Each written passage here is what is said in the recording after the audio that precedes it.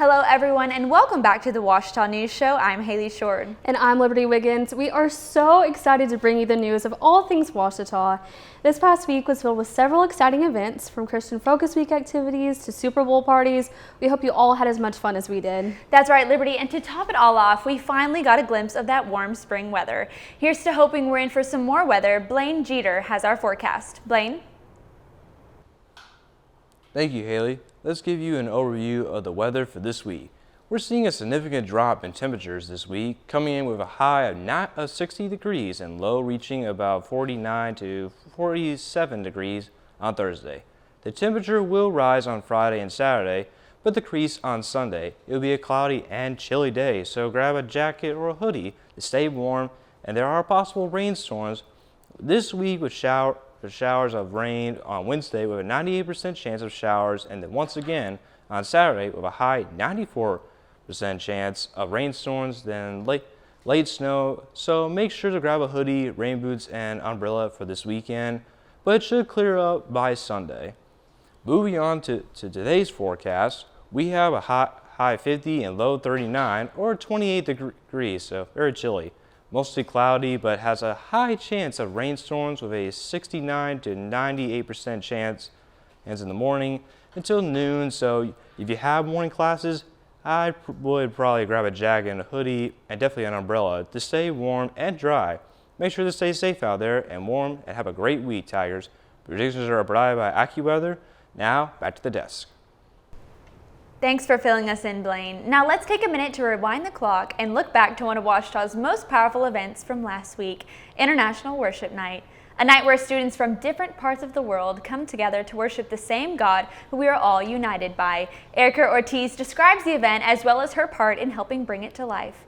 She states, International Worship Night started a couple of years ago when we, as the International Club, realized that several international students missed worshiping in our native languages. So we decided to have an International Worship Night to celebrate all of the different nations on campus and how we all can worship the Lord in different languages all together, experiencing a bit of why every tongue acknowledges that Jesus Christ is Lord to the glory of the Father. And I really love participating in it because it reminds me a bit of home and how we would worship in church, even though I'm far from it.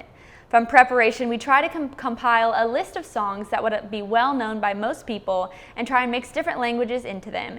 It's kind of like a puzzle, finding different versions of a song and then creating our own version with different languages representing the different countries that our international students come from.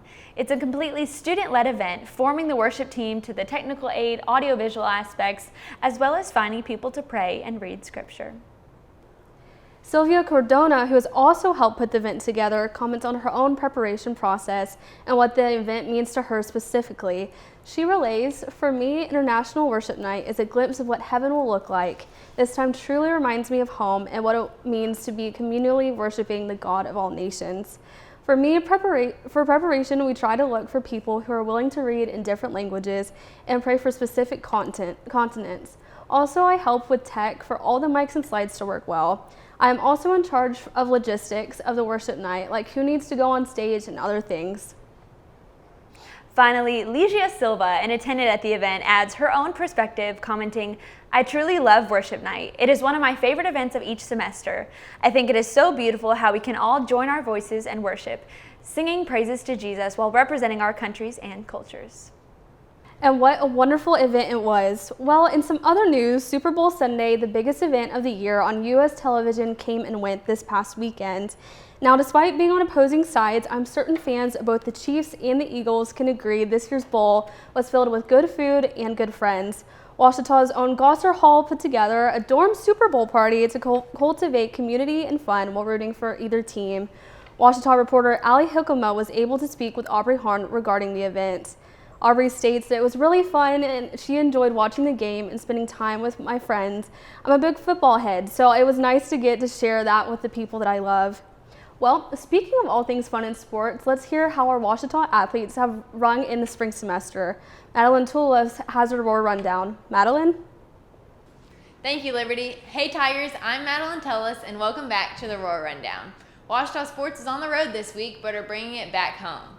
The men's tennis team showed up and showed out in Fort Smith, Arkansas this past weekend, winning the conference opener. It was a hard-fought win for our Tigers, with 2 matches coming down to a tiebreaker at the end. Fortunately for our Tigers, they came out on top. They will be back at home February 16th against Mississippi College, so come and show your support. Ouachita softball had a busy weekend at the Texas A&M International.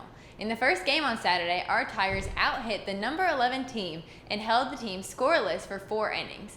Unfortunately, they picked up the pace, and Ouachita couldn't pull out the win. In the second game of the day, however, Ouachita came to play.